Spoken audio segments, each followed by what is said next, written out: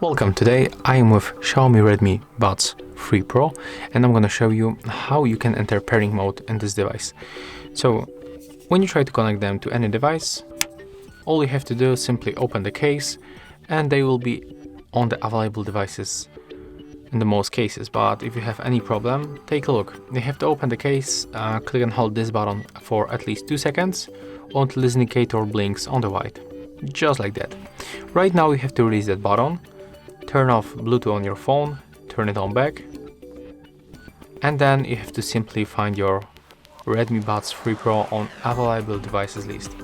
So tap on them once, accept the pairing request, and right now you will be connected with your device.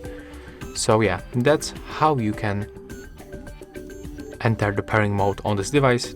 So you have to click and hold this button for at least 2 seconds until indicator blinks on the white. And that's all. If you find this video helpful, remember to leave a like, comment and subscribe.